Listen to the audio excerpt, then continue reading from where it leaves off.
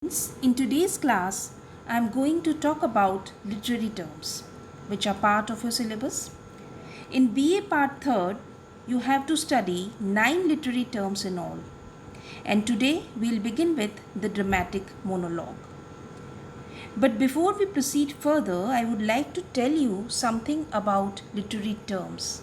What are literary terms and what is their importance in literature?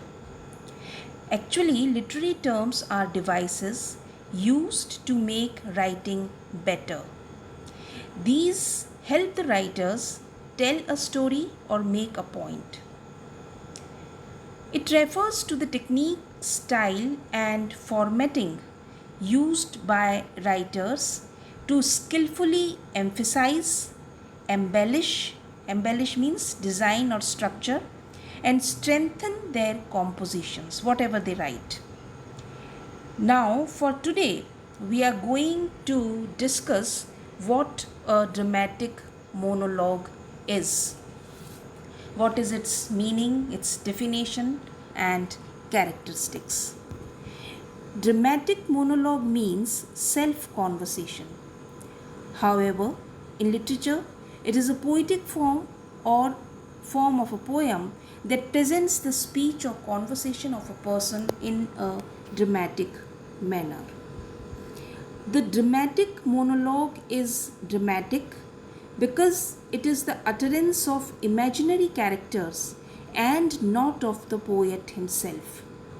And because in it character is developed not through any description on the part of the poet, but through a conflict between the opposite thoughts and emotions of the character himself.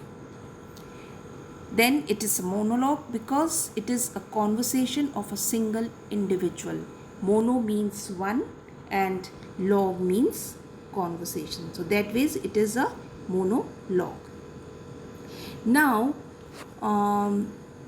T.S. Young has defined a dramatic monologue, and according to him, it is a kind of comprehensive soliloquy, absorbing into its substance by the speaker's keenly observant glance the surrounding scenery and audience, bringing all that is pertinent to the chosen movement by the channels of memory, argument, curiosity, and association, adding through the deep graven lines which habit has incised upon character, much which the soul would fain conceal, and enriching the current of self-revealing speech with the product of any other emotion which may have been powerful enough to share in the fashioning of this critical movement. So these are the words of T.S. Young, and this is the definition given by him. Now M.H. Abrams, he notes the following three features of the dramatic monologue as it applies to poetry. Number one is a single person who is not the poet himself. Remember, a single person who is not the poet himself utters the speech that makes up the whole of the poem in a specific situation at a critical moment. Then another feature or characteristic is this person addresses and interacts with one or more other people, but we know of the auditor's presence and what they say and do only from clues in the discourse of the single person or speaker. Means they remain silent, the auditors.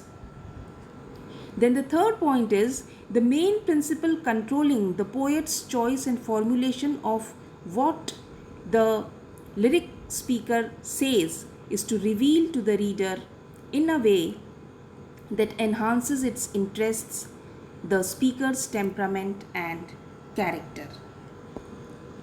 Now, to understand a dramatic monologue and its salient features, it is best if we compare it with drama proper and soliloquy, because when we compare a dramatic monologue with a soliloquy and drama proper, then only we'll be able to understand it.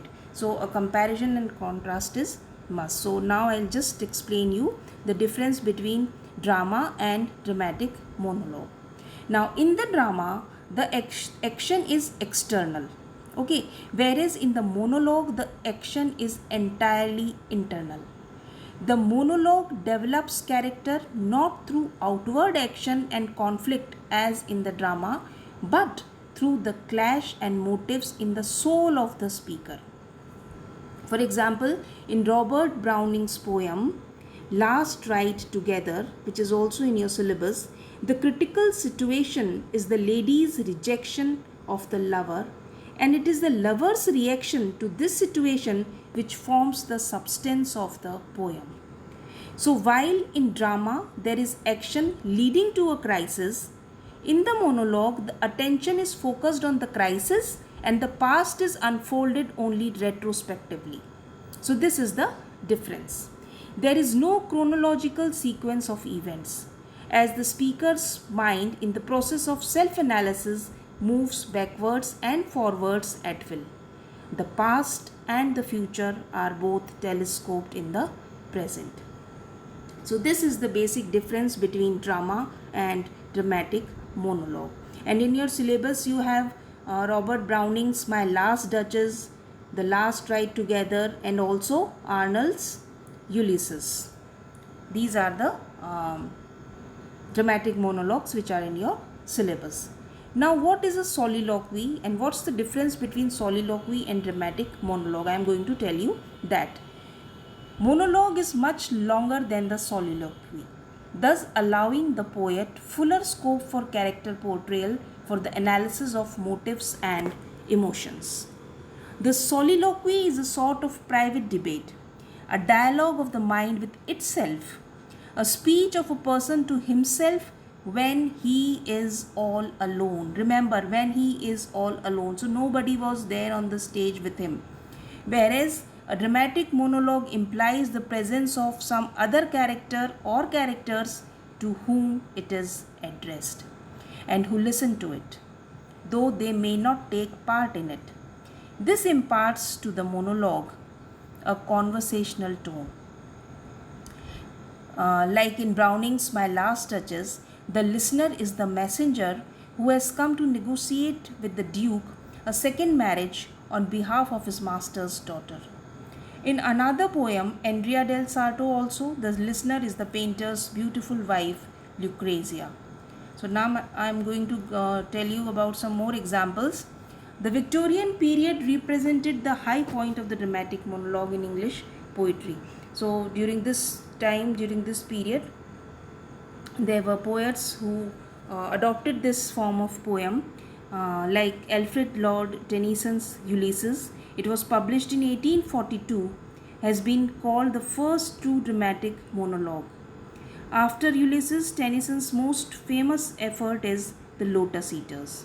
Then Matthew Arnold's Dover Beach and stanzas from the Grand Chartreuse are famous semi-autobiographical monologues.